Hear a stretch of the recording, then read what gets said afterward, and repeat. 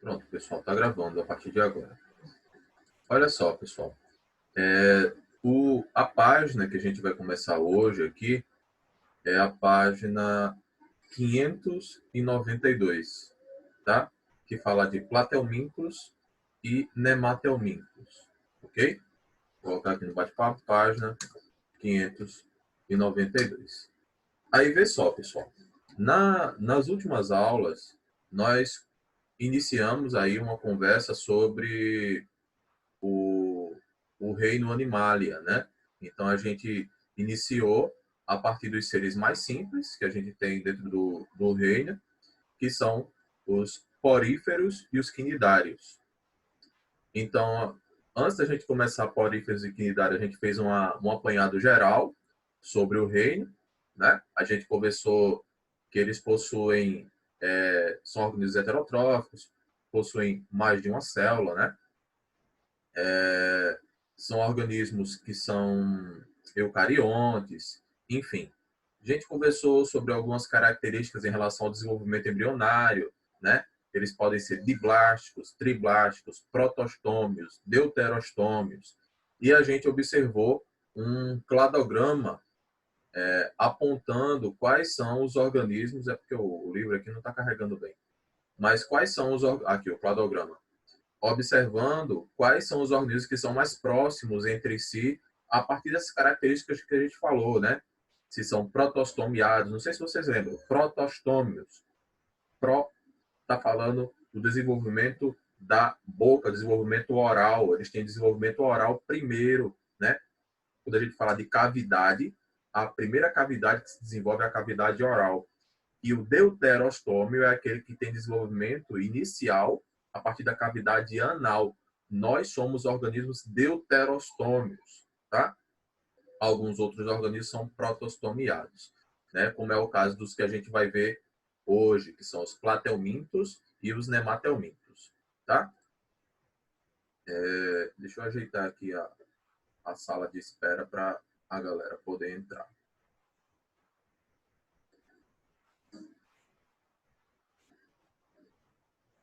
Pronto. Então é isso. Na última aula a gente fez isso, a gente conversou aí, fez um apanhado ainda sobre essas características, né?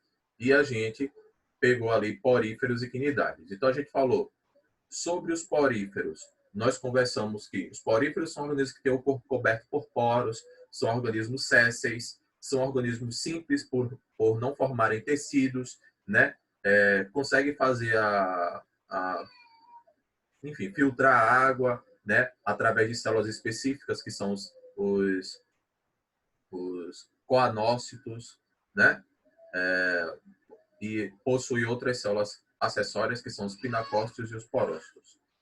Nós conversamos sobre a importância ambiental dos poríferos, né, a respeito de serem bioindicadores de qualidade da água, quando a água está com algum problema grave, né, tipo eutrofização. Então, os poríferos sentem primeiro, então eles são importantes tanto para nós, seres humanos, nesse aspecto de serem bioindicadores de qualidade da água, quanto também em relação a outros organismos, né? Porque eles servem de abrigo, muitas vezes, para outros organismos, né? Como é o caso de algas, né? As algas fazem associação, elas fazem um tipo de simbiose com alguns poríferos e com alguns quinidários. Elas sobrevivem dentro dos poríferos, dentro dos quinidários, tá? Então, a gente colocou algumas características no geral, falamos sobre a reprodução, que pode ser assexuada, com a fragmentação, e pode ser sexuada, onde os poríferos formam uma larva chamada de anfiblástula, tá? E a partir dessa larva, o indivíduo ele consegue se desenvolver, né? Beleza. A gente entrou no filo dos quinidários. A palavra quinidos significa urticante. Então vai ser um tipo de organismo que vai ter produzir uma célula. Ele vai ter uma célula específica que é o quinidócito. Dentro do quinidócito, a gente falou, ó, do quinidócito, cadê? Dentro do quinidócito eu tenho os nematocistos, que são estruturas que promovem essa característica do grupo, né? Eles dão essa característica protetiva ao grupo, ou seja, eles conseguem provocar urticárias nos seus algozes, né? No organismo que vai tentar lhe predar. Então, ele consegue se defender bem nesse aspecto, tá? A estrutura dos quinidários é uma estrutura simples, ele já consegue formar tecidos, tem cavidade gastrovascular, ou seja, é uma cavidade só, onde o alimento entra e sai, a digestão já é interna, tá? Eles possuem uma rede nervosa, né? Um sistema nervoso rudimentar, a gente pode dizer assim, primitivo, está sendo colocado aqui. Enfim, ele já tem uma estrutura básica de um animal, tá? Já consegue se locomover, boa parte deles, né? Tem vida livre, mas alguns têm um período de vida livre e um período de vida céssio, né? Estruturas como essa que a gente está vendo aqui, que é o pólipo, isso aqui é um pólipo, fica fixo, né? Os corais, por exemplo, as anêmonas do mar, elas têm a característica céssio. Nós vamos observar que tem alguns outros quinidários que têm característica, tem como característica principal viver em colônia, né? Como é o caso das medusas, né? As caravelas e as águas-vivas. A gente tem essa característica, né? Elas vivem. Isso aqui que a gente está vendo, na verdade, é um animal colonial, é um indivíduo colonial. Ele tem essa estrutura toda, ela tem alguns organismos aqui. Eles têm forma diferente e formam esse ser aqui, que na verdade é formado por alguns indivíduos, ok? Que não se dissociam. Se eu separar um do outro aqui, eles morrem, tá? Então eles vivem, é uma associação obrigatória aqui no caso deles, tá? Ok, então a gente observou alguns filos desse grupo, colocamos também a importância ecológica deles, né? Eles servem de ambiente para a reprodução de muitos peixes, serve como bioindicadores da qualidade da água também, né? Enfim, falamos sobre a reprodução, que é um pouco parecida com a dos poríferos, né? Também eles podem ter fragmentação e ter reprodução também sexuada, que no caso aqui, ó, eles formam a plânula, também um tipo de larva. Essa larva se fixa no substrato e se desenvolve, ocorre ali fecundação, depois da liberação dessa estrutura, né? Que é a medusazinha, que ela tem vida livre. Ocorre a fecundação, forma a larva de novo e essa larva se fixa no substrato de novo.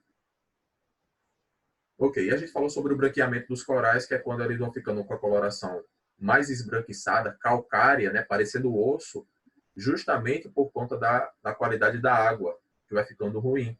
Né? Você tem exemplos de áreas que os corais eles têm vários tipos de coloração, roxa, amarela, verde, enfim, mas quando a água ela vai sofrendo algum tipo de dano, o coral ele vai começando a perder sua coloração, justamente porque as algas que moram nos corais, elas morrem. Então vamos lá. Depois desse esquema, tá? E ficou aí o exercício para casa. Se tiver alguma dúvida em alguma dessas questões, vocês podem falar também, colocar aí no bate-papo que a gente tira aí a dúvida. Aí a gente entra aqui só para lembrar aqui que o Bob Esponja não é porífero, tá? O Bob Esponja é uma esponja industrial, né? Ele é quadrado, né? E vai cair, já acho que tem umas 5, 6 questões que eu já vi sobre, pegando aí o exemplo do Bob Esponja, do Patrick. Ó, outra questão do Bob Esponja. Né? Vamos lá. Então, olha só, a gente começa aqui platelmintos e nematelmintos. Aqui tem platelmintes e nematoda. Se eu disser platelminto e nematelminto, é a mesma coisa. Aí, nota o seguinte, toda vez que eu tiver um grupo de organismos que tiver o nome helminto no final, helminto, colocando aqui no bate-papo, helminto significa vermes, certo? Verme. Então, helmintos são vermes. Então, platelmintos e nematelmintos são vermes. Qual a diferença de platelminto e nematelminto? Platos significa achatado. Platos. Então, platelminto, verme achatado. E nematelminto, nematel, ou nemato, significa cilíndrico. Por isso que é filonematoda. Filo de animais cilíndricos. Tá? Nematelmintos, nemato, cilíndrico, helminto, verme. Então, são vermes cilíndricos. Então, enquanto em platelmintos eu vou ter vermes achatados, em nematelmintos eu vou ter vermes cilíndricos. Platelmintos eu encontro solitária e nos nematelmintos eu encontro as lombrigas, tá? Como os principais representantes, tá? Mas tem muitos outros. Platelminto eu vou encontrar planária, eu vou encontrar esquistossomo. Nematelminto eu vou encontrar a lombriga, eu vou encontrar o oxíuro, tá? Tem alguns outros organismos. Então vamos lá. Primeiro ponto. Olha só o que a gente tem na introdução aqui do texto. Aqui está falando sobre regeneração de planárias. Planária é um tipo de platelminto.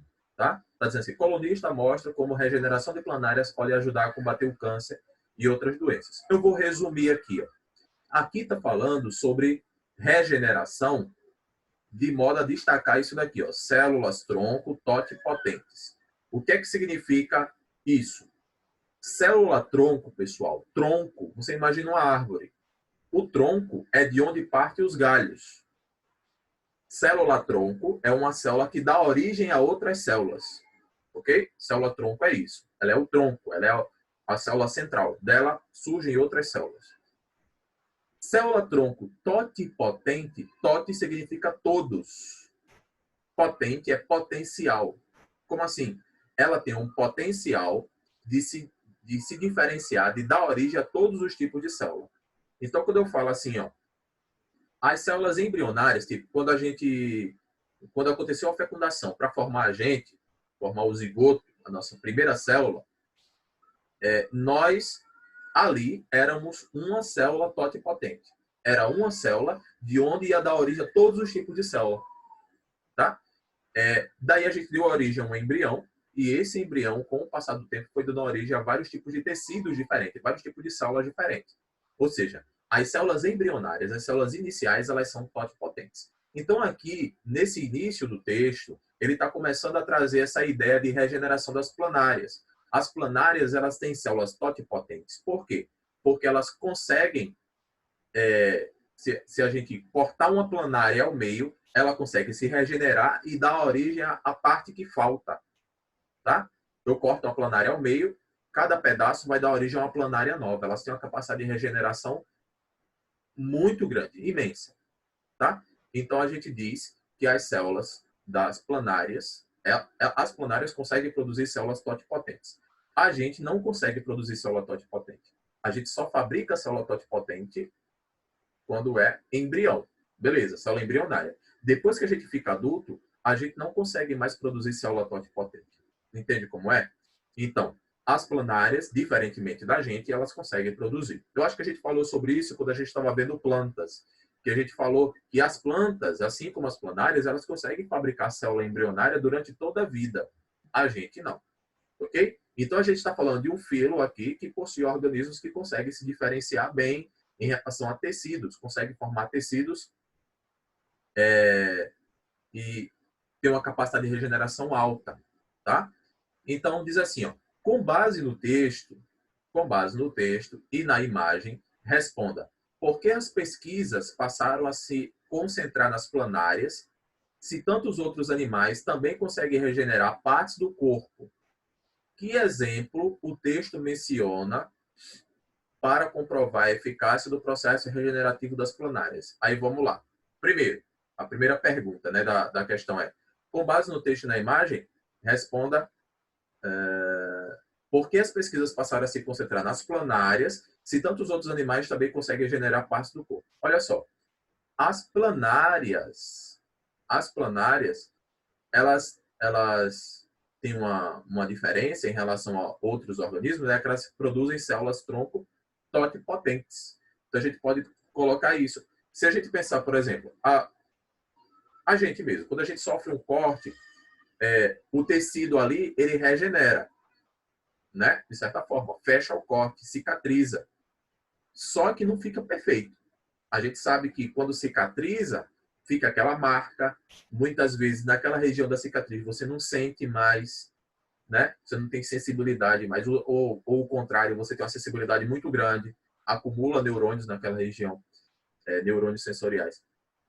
Então, o nosso tipo de regeneração, a regeneração falha, porque é com células, é tipo assim, imagina uma casa que quebrou, veio um carro, bateu e quebrou um pedaço do muro. Aí a pessoa diz assim, não, mas eu vou ajeitar esse negócio. Aí você pega aquele pedaço que caiu do muro, ou se não, derrubou outro pedacinho lá dentro da casa, derrubou outro pedacinho, pega aqueles tijolos usados e vai tentar consertar seu muro. Vai ficar do mesmo jeito? Não vai. É mais ou menos isso que acontece com a gente. A gente não produz células novas que sejam totipotentes, exatamente iguais às que foram lesionadas. A gente não faz isso. A gente produz células que são novas células velhas. São células velhas que a gente já tem. Elas sofrem mitoses e elas vão ocupando aquele lugar que foi lesionado. Por isso que não fica do mesmo jeito. A gente não consegue produzir célula embrionária quando é adulto. Mas as planárias fazem isso. Essa é a diferença. Então, a gente pode dizer que a diferença, o texto, a pesquisa se concentrou nas planárias porque, eu vou colocar aqui, as planárias possuem células totipotentes. Totipotentes. Aí eu vou colocar entre parênteses, que podem originar todos os tipos de tecidos. Totipotentes que podem originar todos os tipos de tecidos. A segunda pergunta ainda aí diz assim, que exemplo o texto menciona para comprovar a eficácia do processo regenerativo das planárias? Provavelmente eu não li, mas vamos lá. As planárias dos animais bilateral. Sempre é primorfose. Ah, tá. Que exemplo? Eu posso... A página, Arthur, é a página 592.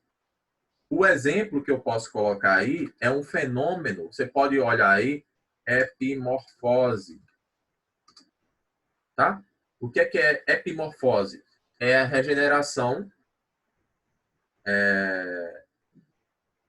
de uma parte do organismo a partir da desdiferenciação. Ou seja, você vai ter umas células que elas são células adultas, elas sofrem de desdiferenciação para regenerar uma parte do organismo. Tá? É como se você tivesse, lembra no exemplo da casa que eu disse? É como se você tivesse tijolos usados, que eles fossem regenerados, você destruísse para formar tijolos novos e poder consertar aquela parte que foi danificada. Tá? Então, eu posso colocar aqui, ó, elas sofrem epimorfose. Bom, coloquei aí. Bora adiante. Aí diz assim, ó, o filo dos platihelmintes, né? Animais, vermes de corpo achatado. Diz assim, eles já são animais triblásticos, tem endoderme, mesoderme e ectoderme, possui simetria bilateral. O que quer dizer isso? Quer dizer que se eu pegar o verme, se eu pegar o platelminto e eu cortá-lo ao meio, um lado vai ser semelhante ao outro, tá? Se eu cortá-lo assim verticalmente, um lado vai ser espelhado ao outro. Então, eles têm simetria bilateral. E eles têm cefalização. O que é isso? Eles têm uma concentração maior de neurônios na região, em uma região específica que a gente diz que é a região da cabeça, tá? Muitos vivem livremente na água doce, salgada, em lugares úmidos. A gente encontra organismos que parecem lesmas, tá? Só que cuidado, lesma é molusco. Se você pegar aqui, ó, planária é platelminto, tá? Outros, como tênias, esquistossomos e facíolas, são parasitas. Boa parte dos platelmintos são parasitas, daí o significado maior para verme, tá? Está relacionado com isso. São animais parasitas, né? E são parasitas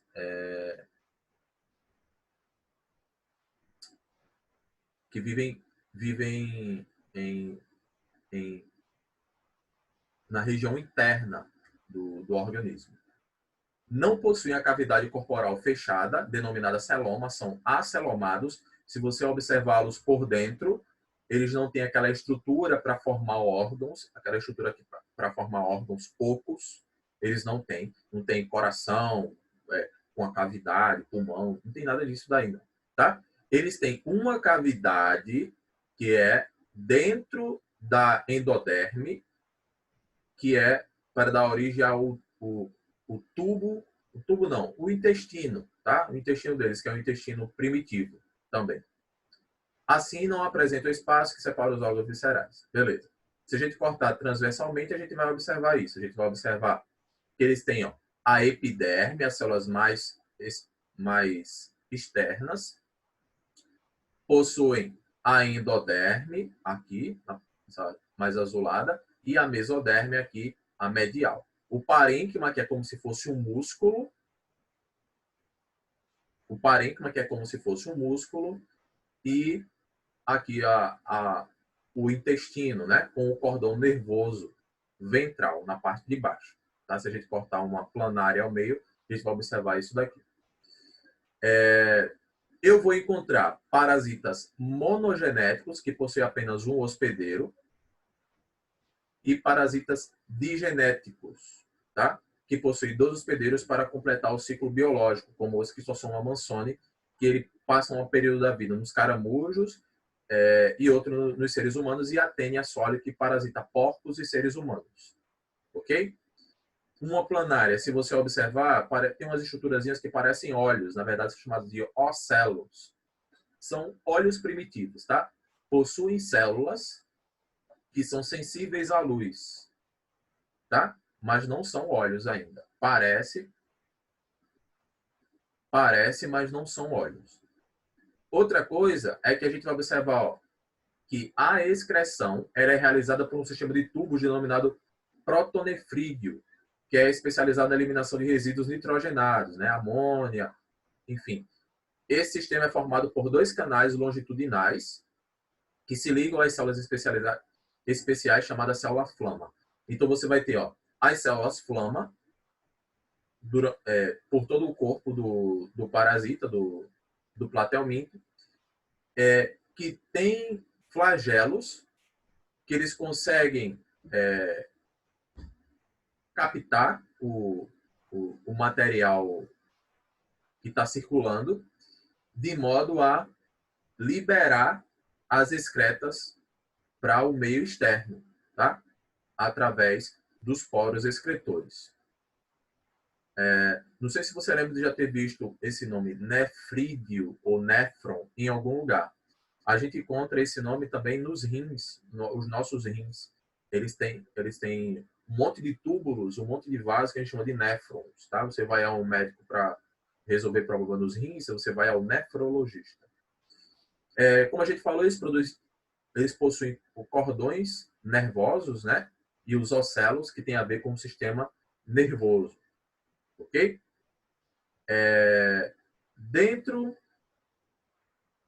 Dentro dos platelmintos, a gente encontra os turbelários, tá? Que são platelmintos de vida livre, encontrados na água doce, na água, né? E no solo úmido. Aqui, dentro desse grupo, a gente encontra as planárias, que é o grupo de platelmintos que a gente mais ouve falar, eles e as tênias, tá? Possuem ocelos, que a gente já falou, né? São hermafroditas. A reprodução pode ser assexuada ou sexuada. Essa assexuada é fragmentação também. Se corta uma parte dele, se quebra, se um animal ele come um pedaço, ele se regenera, tá? Eles possuem ovários, possuem átrio e poro genital, bolsa copulatória, pênis, testículo, ducto espermático, ou seja, possui toda a estrutura para poder se reproduzir sexuadamente, tá? Então, a reprodução sexuada é através de fecundação interna, tá? São animais monóicos, que a gente falou. O que é isso? Mono, só tem um tipo de ser vivo em relação ao sexo dentro da espécie. E esse um tipo tem que ter os dois sexos, né, para poder se reproduzir. Os trematódios, que a gente vai observar aqui, eles são representados principalmente pelos esquistossomos, tá? Que causa a esquistossomose, né? É mais ou menos o mesmo esquema da planária, com algumas diferenças, tá? São parasitas, todos aqui, os trematódios. O corpo, ele é resguardado aqui por uma cutícula, tipo uma cápsula, um casulo, tá? A gente vai observar essa diferença. E um outro representante vai ser a facíula hepática, que é um trematóide monóico que possui o corpo em forma de folha, atingindo cerca de 3 centímetros quando adulto. E esse verme parasita o fígado e os ductos biliares de ovinos, caprinos, bovinos de ruminantes, podendo ocasionalmente levar essa doença para os seres humanos. Tá? A esquistossomose, como a gente falou ainda há pouco, ela tem o esquistossomo, ele tem 2 parasitas, né, no seu ciclo de vida. Uma parte da vida vai ser no ser humano, outra parte da vida vai ser no caramujo. Então você vai ter o ser humano eliminando ovos, esses ovos formando as larvas. Essa larva ela pode ir para os caramujos, né, o miracídio, que é a larva, penetra no caramujo. Esse caramujo ele origina esporos, e esses esporos eles dão origem às cercárias, tá? Que são esporos secundários, e essas cercárias podem se transformar em esquistossomos no organismo humano, lá no fígado, tá? E o ciclo se reinicia. Então, uma parte do ciclo de vida está associado com os caramujos. Nós temos os cestódios, tá? Que são parasitas também. Aí a gente tem as tênias. Todo mundo já deve ter visto, lembrar de ter visto isso daqui. A tênia ela é formada por proglótides, que são uns segmentos, tá? Que dão origem aos ovos da tênia, né? Ela possui ventosas que se fixam na parede do intestino e vão absorver os nossos nutrientes. Isso é complicado, né? Vai causar dores, enfim. Essa tênia ela pode chegar a 8, 9 metros dentro do aparelho digestório humano, tá? A teníase é uma doença grave, a gente pode dizer assim. Aí nós temos 2 tênias que vão causar essa doença, a tênia saginata e a tênia solium, que vai acontecer semelhante ao que acontece lá com o esquistossomo, que vai ter um hospedeiro, um segundo hospedeiro, né? A gente vai ter a tênia adulta, vai liberar nas fezes os ovos, o boi ou o porco, ele absorve aqueles ovos, libera a larva através da carne, né? A gente come essa larva e o ciclo se reinicia no nosso organismo. A larva ela cresce e forma o verme adulto, tá? Sintomas não precisa falar muito, né? Dores, irritação, fadiga, insônia, dores abdominais, enjoo, muitas vezes falta de, de apetite. O tratamento tem que tomar vermífugo, né? No caso da esquistossomose e da tênia, nos dois casos a gente pode observar que o que mais colabora para esse tipo de doença é o fato delas serem, dessas pessoas viverem em ambientes que não têm saneamento básico, geralmente. Tá? Quando você vem para o nematelminto, o filonematelminto, você tem também organismos triblásticos, só que vai ser dioicos, ou seja, você tem machos e fêmeas, tá? O sistema digestório vai ser completo, ou seja, eles têm uma cavidade oral e uma cavidade anal. O alimento entra e sai por ambientes diferentes, áreas diferentes. Eles possuem um pseudoceloma. O que é isso? Eles vão ter aquela cavidade para formar órgãos, só que essa cavidade ela não está dentro da mesoderme, ela está entre a mesoderme e a endoderme. Por isso que é pseudoceloma. O celoma de verdade ele se desenvolve dentro da mesoderme, ok? Que é o nosso caso. A gente vai observar que eles vão ter um tipo de sistema nervoso também, com anel nervoso, cordões nervosos, tá?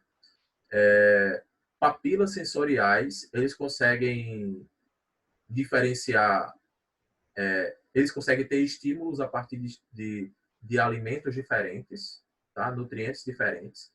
Tem estrutura para poder se locomover, tem estrutura para